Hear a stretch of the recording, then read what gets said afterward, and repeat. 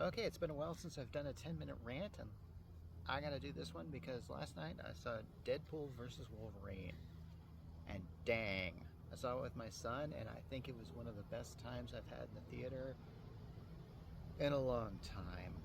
And I have to say that I think there's a good reason why this film is getting a lot of attention, but because last summer was hard on movies. Films that really should have been uh, hits, runaway blockbusters, $1 billion grossing, just weren't. Think of The Flash and Indiana Jones and stuff that Marvel's been putting out. Just people just aren't going to see.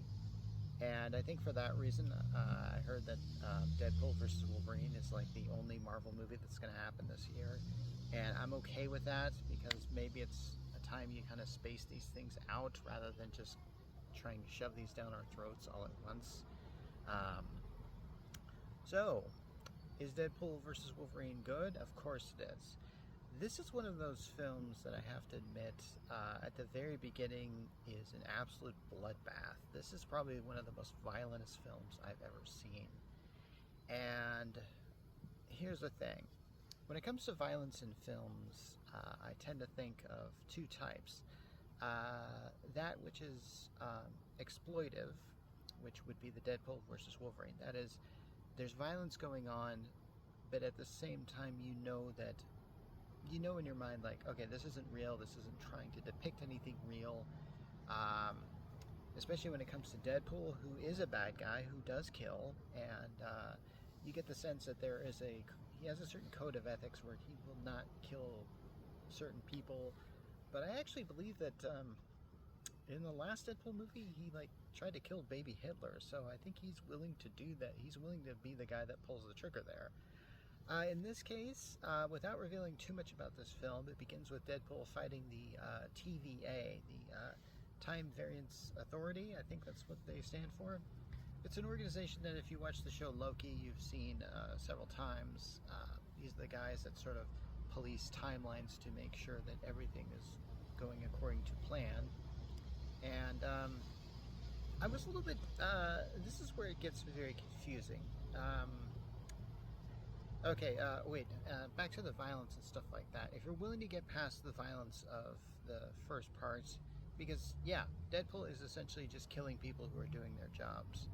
He's kind of beating up cops, though, so I think because of our current attitude with police officers and ACAB and stuff like that, I think now would be the time to do something like that. This film feels like... I think years from now we're going to look back at Deadpool versus Wolverine and we're going to go like, yeah, that was definitely a victim of its time. There's a reference to the Will Smith slap, for example, in one of the lines. That was like 2 years ago. There's things that are going to date the movie years from now. But is the story itself timeless? Well, I have to say Deadpool versus Wolverine is, of course, an excuse to have Marvel major mutant players just slug it out. And it appears to be, it knows it is that.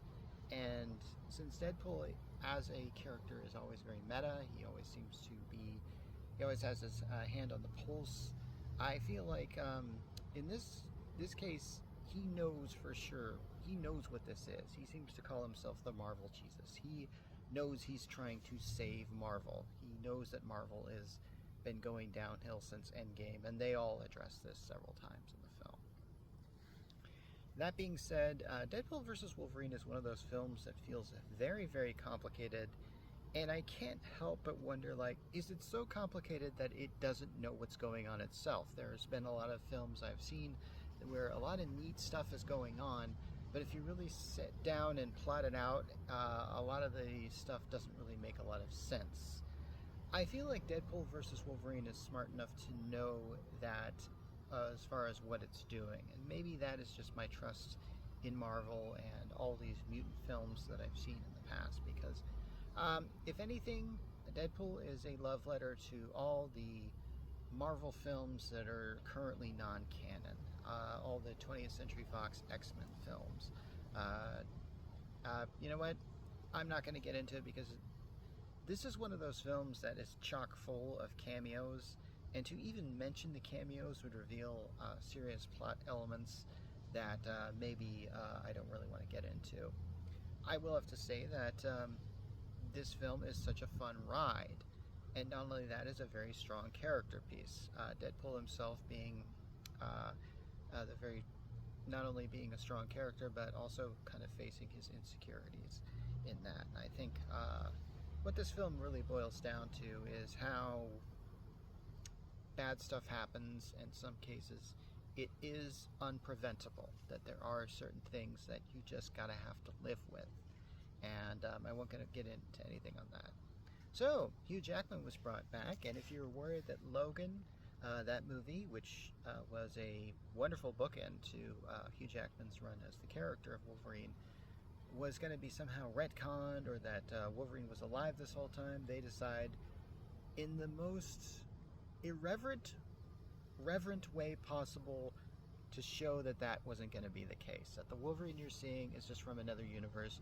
And hey, I think we all know that Marvel's been playing with this multiverse for the past few Marvel films, starting with Doctor Strange, and actually probably even started before there. And that they're just playing with this, and in this case, there are some elements that I think they really done well here.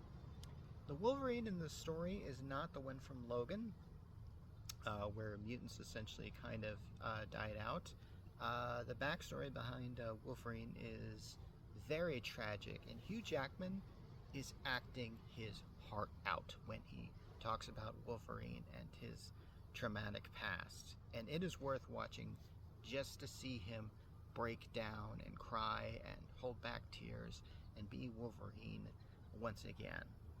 And then by the time you get to the end of this film, which I won't spoil, but honestly, it's called Deadpool versus Wolverine for a reason.